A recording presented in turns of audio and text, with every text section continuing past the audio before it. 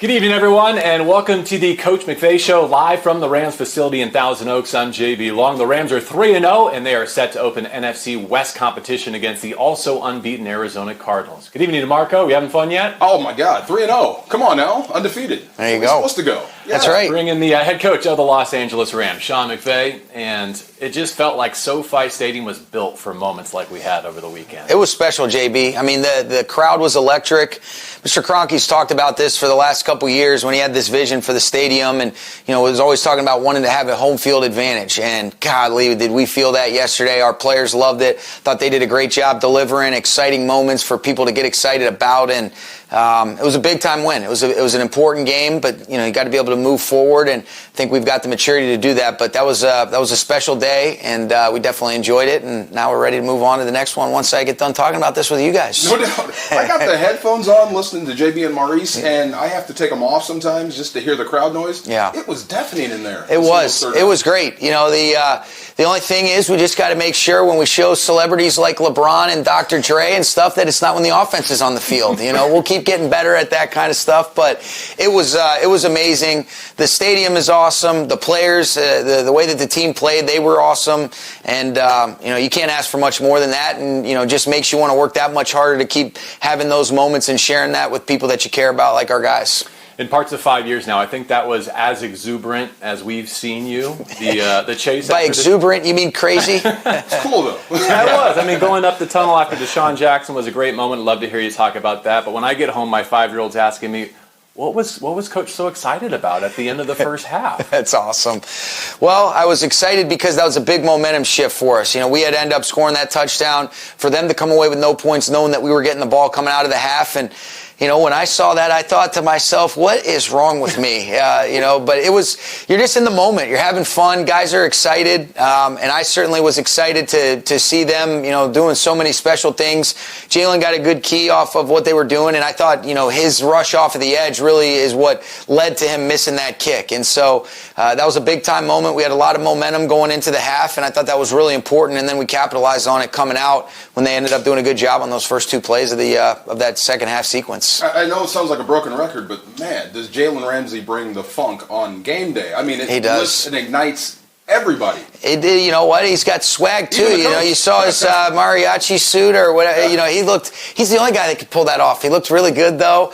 But his game day energy, his leadership, really what he's done for the first 3 weeks has been outstanding. He's continuing to play at an extremely high level.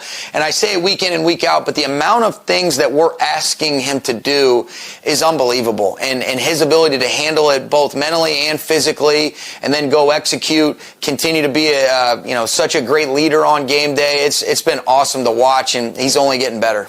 Before we dig into all three phases of the win over Tampa Bay, you referenced some celebrities, and it was an A-list crowd for that game against the defending Super Bowl champions. Do any names these days, especially the ones in SoFi Stadium, catch your attention? I think those guys that I mentioned. I mean, when you've got LeBron and Dr. Dre, and shoot, I heard Kawhi and Paul George were there, and so you see Mike Tyson, you see Sugar Ray Leonard, all the people that they were showing, you're thinking, well, let's go, man. Let's make sure we do our part.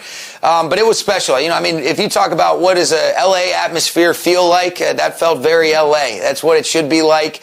Our guys delivered in a big way, and I think it gives people a reason to want to come out and continue to support us, and that was a lot of fun. Fun, right? But heck yeah. The title does not change hands after week 3. No doubt. Yeah, it means that we won. Whether we won or lost that game yesterday, you got to be able to move forward, and we want to see steady improvement throughout the season. I think we've seen improvement over these first 3 weeks. There's a lot of stuff that we can still continue to clean up. It's a really good football team that we played, but it was one game. And so the best teams have the ability to be where your feet are planted, continue to move forward, never let the complacency set in. And the leadership that we have on this team, I don't worry about that. But, it was what we've done so far is all we can do, but there's so much football left to be played. And, I kind of feel like it's a broken record, but if you said, hey, who are the teams that were 3-0 last year? I couldn't remember. I'm sure you guys don't. There's just a narrative every single week, and we got to just continue to stack blocks. Let's get to some housekeeping stuff and some injury news. And I heard you tell the media that Justin Hollins unfortunately needed surgery on that pec it's a bummer. Injury. The only frame of reference I have for that is Micah Kiser. Does that mean that Hollins' season is over? It doesn't. We're optimistic that it might be somewhere in between 8 to 10 weeks. But I'll have a little bit more information once he gets that surgery, which he's scheduled to have tomorrow. Such a big loss for us because he's played so well. He's done such a great job. I mean, even since we were able to get him last year, he just continued to build on his role. He's so versatile. We're able to use him in a variety of ways. And then this year, I thought he really solidified himself opposite Leonard Floyd at that outside backer spot where he's playing the majority of the snaps. He's wearing a lot of different hats based on the personnel groupings that we're going to activate. And, guys are going to have to be able to step up in a big way, whether it's the Terrell Lewis's of the world, getting Chris Garrett back. We're going to get Obo off of IR, which is big. And so we're going to need those guys to play really well because that's a big loss for our team. And speaking of getting guys back, Darrell Henderson getting closer? That's the hope. I think so. We'll see exactly what that means, how he handles the rest of the week, but he's put himself in a position to hopefully be able to return, and we'll see what that looks like as the week unfolds. Let's jump into some of the offensive highlights, and what I love about yesterday's performance is it was not all clicking from the jump, and including between Cooper Kupp and Matthew Stafford, who we've almost become accustomed to through a couple of weeks, and even with Deshaun Jackson. I mean, I love what Stafford said about missing him on a couple of early opportunities. How impressive is it to see it start on that foot but end up where you think you were going to have it? Well, I think the guys know that the things that we weren't doing were very correctable. Now let's go execute. Let's just give ourselves an opportunity to get back out on the grass and do the things that guys are capable of with the fundamentals, the techniques, and simply put, just the execution. And so there were some moments where I could have put our guys in some better spots early on, but I thought the guys stayed steady. I think to be able to just be even-keeled in the midst of some of that adversity that we faced early on in the game, and even you go back to some of the stuff that we faced against Indianapolis, that is a trait that's going to serve you well over the course of a 17-game season, and it's definitely helped us out in the two of the first 3 games for sure. If you look at having to bounce back against Indy, but in particular yesterday, JB, and then to be able to say, all right, once we get into a little bit of a rhythm and a routine, to have 4 straight touchdown drives, that was really some of the turning points in the game. But Matthew was awesome and just continued to stay the course, and he's going to make his plays if you give him the opportunity. What did you say about Matt Stafford? He lies? Oh, he lies with his shoulders in his head? He's a stone-cold liar. Oh, my there you go. If I were a defensive back, I would not believe his shoulders or his eyes. Yeah, well, don't tell anybody that. I think they figured it out. Preaching the selflessness to the receiving corps, because I think it's impressive when guys catch passes, get in the end zone, but I think it's more impressive the setup. Guys setting, not screens, but getting guys open. Totally. I think that's more impressive than the guy that actually caught the pass. It is. We've got such a selfless group, and it starts with Robert and Cooper. Those guys do such a great job leading the way, but I think you're seeing that from Van Jefferson, Deshaun, as he's experienced so many different things and had so much success in this league. I love that group. I love Eric Yarber's leadership that he provides for those guys, and so really, I think our offense as a whole is a bunch of guys that are committed to the cause, and they understand. We say the we, not me, but it's not just some token thing. I think it's really important. We always talk about football is the greatest team sport that there is. It takes all 11, and to be able to have everybody doing what they need to do for the greater good of the result of the play, whether they're getting the ball or whether they're not, we've got guys doing that. They understand the intent, and it's been special to see through the first 3 weeks. The Higbee fumble play reminds me of that because this was not a game that was in any way under control at that point. No doubt. And if Whitworth's not right there and Corbett was there too to pounce on that, you might not get that first touchdown and play with the lead for most of the day. That's exactly right. That was a big play, and I thought Higbee made a couple outstanding plays, and that's going to be one that he wants back, and they, everybody does such a good job, especially the Bucs defense, but just in general of attacking the football. When you look at just the numbers over the course of time, obviously points is the greatest indicator, but other than points, it gets to that turnover margin, taking the football away and taking care of it offensively, and then obviously how the kicking game is affected and influenced. But, those are things that everybody's preaching. Certain teams do a better job than others. That was a situation where we were fortunate enough to get that back, and Whitworth did a great job. And our linemen, just their ability to demonstrate, you talk about a selfless group right there. Those 5 guys have been outstanding. Watching the way that their efforts sustain, their strain and finish, and really run downs and in the pass downs, I've loved watching those guys do their thing through these first 3 weeks. It was all impressive. It really was. The butt and gut guys, I call them. The butt and gut? Except they're pretty lean and in good shape, man. You know what I mean? They're an athletic group. Athletic group, I like it. But throwing the ball, Matthew Stafford, the pocket was pretty clean, but I thought it was more impressive what they did in the run game. Because you weren't supposed to be able to run the ball against Tampa, and you did. Yeah, and again, I thought it was in the moments that we had to, being able to kind of pick and choose our spots, and it was dirty runs. It wasn't, you get a big, gash. Sony had the 115-yarder at the end of the game a little bit later on, but I thought we got good removal. I thought Sony did a great job, being able to step up. Funk had a good run where he got the first carry early on, but then Sony had 20 carries, and they were tough, hard-earned yards. Robert got a carry in there, and I thought they did a good job up front, getting some removal against what we know is a really stout front with great players across the board. Cooper Kupp's second touchdown, that little whip route to the pivot. Is there a name for that in the Rams route tree, or does there need to be one? Yeah, there is. You talking about the last one? Mm-hmm. Oh yeah, that's the Ocho route. That's the Ocho route. That's an Omaha, China out. So it's the Ocho.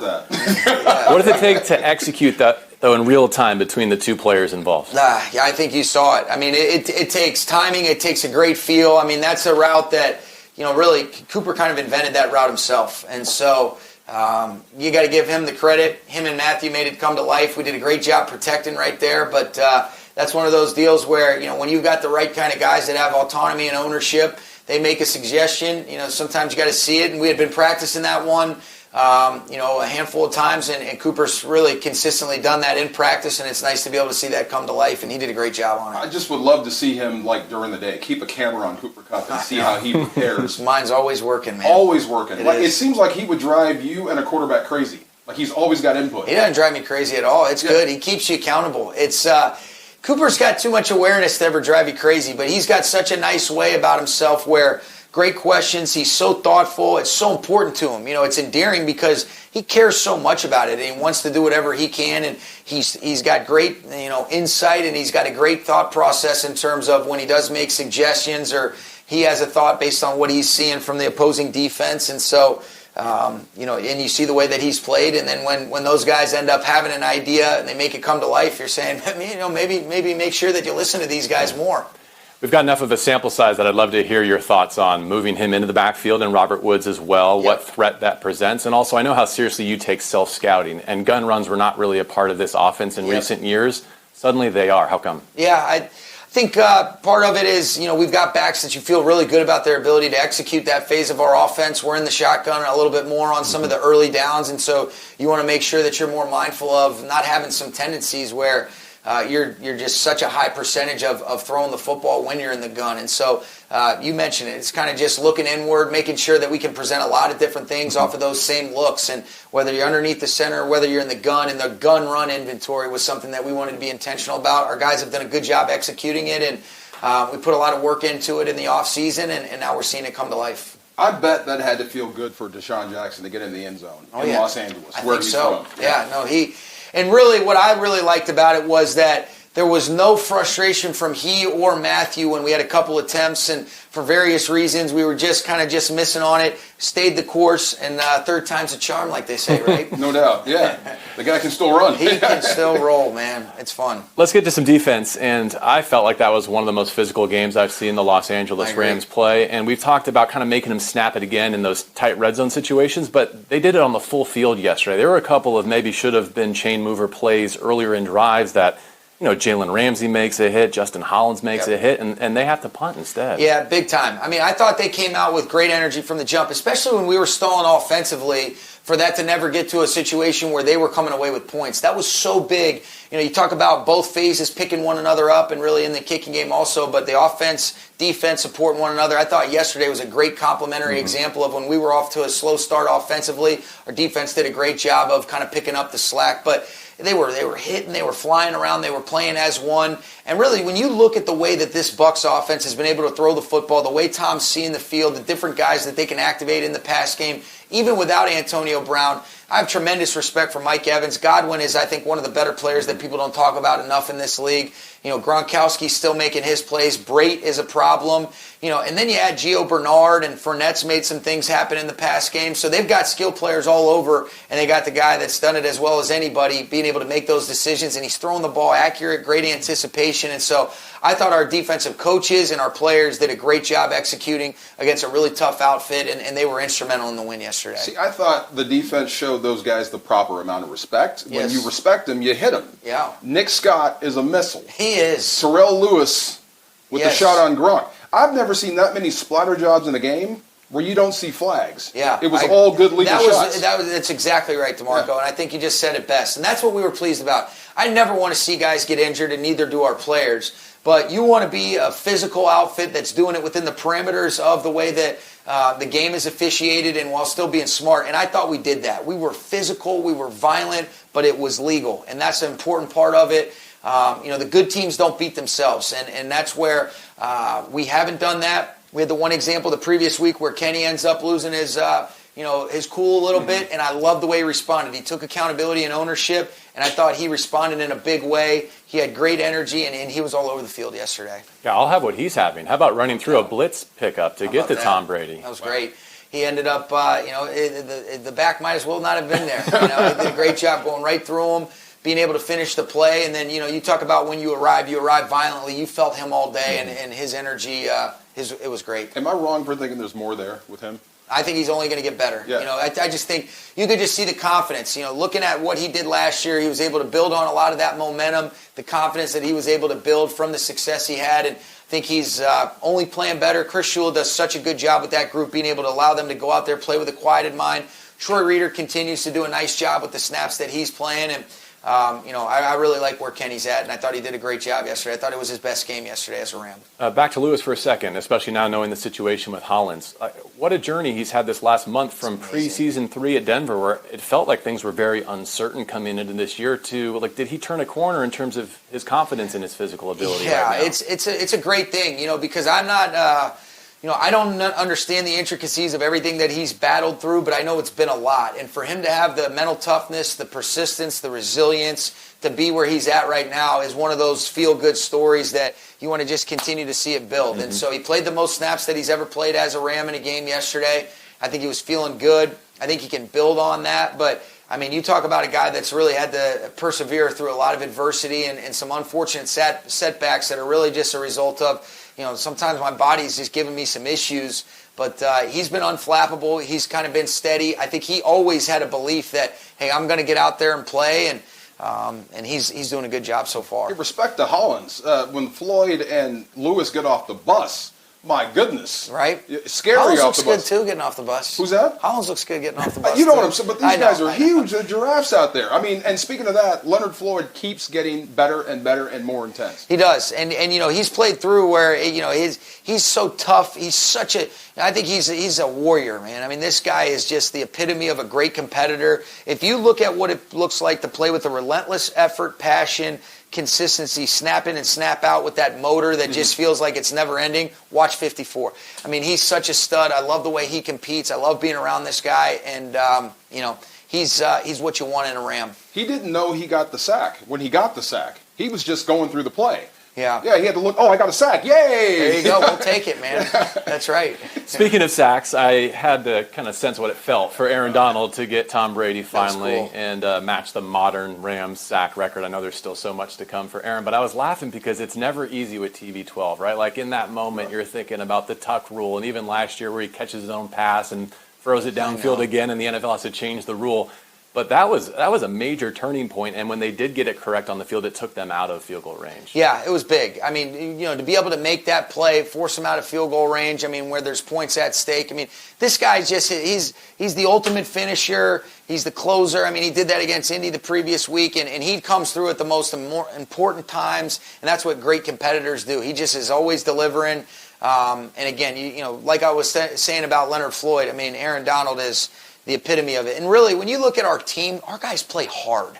And that is such a great reflection of the men in that locker room because of the way that they compete. We always talk about we're going to really be relentless in the way that we look at the things that take no talent. And that's what lets you know that we got the right guys with the way that these guys compete, snap in and snap out, the way they fly around to the football, and then the way they support one another. Most importantly, in some of those adverse moments is what I love the most about this team. You said Sony Michel had some dirty runs. Yes. Then A'Shawn Robinson had some dirty plays. He was awesome. Yeah. I want to say he ended up playing, a little under 20 snaps, but he made the most of those snaps. He was violent. He was physical at the point of attack. He looked like DeMarco Farr in his prime right there, man. just making problems for the opposing offense. But he can build on this. I thought that was his best game as a Ram. I thought it was the most physical he played, and you really see there's a lot of stuff in there. Eric Henderson, Marcus Dixon, those guys have been outstanding with that group, and I was fired up to see Ashawn do as well as he did. That's the rule. If you can't make the play, throw your butt in the hole. There you go. Yeah, there you go. Yeah, clog it up. There were a couple historic kicks over the weekend. A 66-yarder by Justin Tucker to win in Detroit, and then Matt Prater's 66-yard attempt return for a Jags touchdown, 109 yards going the other way. It made me wonder, DeMarco and I have seen Matt Gay make one from 76 in Denver in altitude pregame. Do you have a number in your mind for your kicker if push came to shove? Yeah, I mean, I think he could end up, from about 60. I think that's something that he could legitimately do, but he's got a lot of leg. I mean, so much of what people don't really take into account is the timing. It's one thing to be able to, get an approach, whatever, but I mean, you got roughly 1.25 to get that off, snap, hold, kick. And so there's such a strategic approach to it. And I thought it was cool. Even I heard Justin Tucker get interviewed in his post game. He was talking about he was coming up short from 65 in warm-ups. And there's that adrenaline. You get an extra couple yards, and he ends up just having a yard and a half extra to be able to get that bounce in from 66, which, that guy's as steady as anybody's ever been in NFL history. He's outstanding. But Matt is really starting to establish himself as an outstanding player for us. All he's done has been Mr. Automatic through these first 3 weeks, but he's definitely got some good range. I think he could hit one from 60 if we asked him to. All three phases, offense, defense, special teams, that had to be one of the better games that you've coached. It was. It was a complete win, and that's what you're looking for. We want to be the best football team that we can be that really plays good complementary football, playing off of one another. I thought you saw that in a lot of ways. I think we can still improve in all three phases on certain things, but again, we're interested in taking steps in the right direction. It's the coaching cliche, but it really is true. Process, if you have the right process, you continue to commit to it, you just stack blocks one day at a time, usually the results take care of themselves. And it's not all-encompassing to it, but we want to establish a rhythm and routine and a process that's in alignment with just getting better every single day and having standards that are really, at the upper echelon of the league so that we can hopefully have those results that we've seen through these first three. Maybe a bit off the radar, but I haven't had a chance to get your thoughts on Ben Scaroni, who kind of came from nowhere to really impress in training camp. And how does a guy like that, beyond day 3, on a team that's loaded at wide receiver, break his arm and convince Joe D to reserve a spot for him on the active roster? I think you have a vision for him, and I think he carved out a role that made you say, all right, well, this is how he can help. And then when we do cover 2 kicks and he makes 2 tackles yesterday, you're saying, well, shoot, man, it's hard to ignore. And he's got some ability where I think eventually, you want to be able to find a role for him, get him some snaps, take advantage of that. Same thing with Tutu. I want to do a better job of making sure that we take advantage of the full roster makeup and all 48 guys that we have up during the course of the game. But I was really pleased with Ben. He did a good job, and for him to be able to make such a quick recovery, it doesn't seem like it was that long ago when I'm looking at him, and I could see on that kick return in the preseason the way that forearm was just hanging there, that he had broken it in kind of a weird deal, but he's a stud. I was really happy for Ben yesterday. He did a nice job. A receiver with a broken arm playing special teams making tackles. Let's go. You just don't see that every day. He's tough, man. That's almost like a wide receiver that can go block and also take carries. Yeah, that sounds familiar. Yeah, kind of like Robert Woods. Such a stud. Tough guys. Robert Woods, I mean, how do you not love this guy? Yeah. I mean, it's funny, my parents, you guys see Tim McVay around the facilities. He's always here and loving being around. And so, his buddies that he played college ball with or growing up, that they still come around. And I come from a football family. My Uncle John, who, he played safety at Miami of Ohio and he was a tough competitor. He's always loved Robert Woods. He's just said how timely he is, what a great competitor. He's so clutch. He delivers in the big moments. And really, for the first 3 weeks, you talk about the different ways that he's impacted the game in a positive way for the Rams. He's made some incredible conversions on some third downs. He's had some tough blocks. I mean, you look at the 3rd down and 1 that we ended up having where we handed the ball off to Sony in a kind of an offset gun run, what he does to the safety. Then he's taking carries. He's just, I love Robert Woods, love everything he's about. And he brings a dimension and the demeanor to our offense, I think, that reflects the toughness and the competitiveness that all the good teams have. Was that the 3rd and 1 you were able to pick up without Vita Vea and Ndamukong Suh on the field? Yes, it was. It's a good time to run on 3rd and 1. That Vita Vea, is he something? I mean, this guy, I mean, it is. And then his rush transition, too. I mean, you look at it. I mean, you watch the way some of our guys were battling. I mean, David Edwards is just freaking fighting to stay connected and just give us enough time to be able to get some of those plays off. But that guy is a problem. We didn't play him last year, but, man, you feel him and you see him show up on tape. He's a stud. DeMarco will like this because he's a Seattle guy. Went to UW. You know the Montlake Cut? The bridge that goes over? Greg Gaines told me that he and Vea in college used to cliff dive off of that bridge. That's a Husky thing. It's got a 46-foot clearance. Oh, yeah. Can you imagine those 300-plus pounders? Gaines told me he was doing some, triple flips into it and perfectly diving in, man. He's just a smooth athlete. Oh, yeah. All right, let's get to the NFC West, right? Big time. Division play, and the Arizona Cardinals to kick it off, another undefeated contest. First, big picture. I'm sure you saw a little bit of Green Bay, San Francisco last night. Is this division as good as advertised over the summer? I think so. I mean, and again, like we've kind of talked about through the last handful of minutes, still 3 weeks. I mean, there's so much football left to be played, but you do know, just based on the familiarity with the opponents and the way that the coaches attack the off seasons, and then looking at some of the guys they acquired, is it a fit? The Niners, Seahawks, Cardinals, they're all really good football teams. And I don't care what their records are. I just know what I see on tape. And sometimes playing a good game doesn't always necessarily result in getting the outcome that you want. But you know when you're looking at a good outfit, Arizona's going to be that, San Francisco's going to be that, Seattle is that. And so every single time that we play a game in this league in general, it's such a challenge. I mean, it is so hard to win in this league. That's probably why you guys see me acting like such a maniac, because you got to enjoy it. Yeah. You got to make sure you're having fun, And I feel like that's kind of the personality of this team. We want to have that urgency, but you got to enjoy it. But you also have to appreciate how difficult it is to get those results and to play the way that it takes to be able to win in this league. And this week is going to be exactly the same thing. 3-0 Cardinals team coming in here, a lot of momentum. They've been a resilient team too. I mean, you look at, they were down in that game yesterday. They found a way to make enough plays to retake the lead and then gain total control of the game. But Kyler Murray, guys on defense flying around, and you're seeing some of the guys play as well as anybody at those key spots, and it's been impressive to see those guys. I think we know the answer, but give us the soundbite.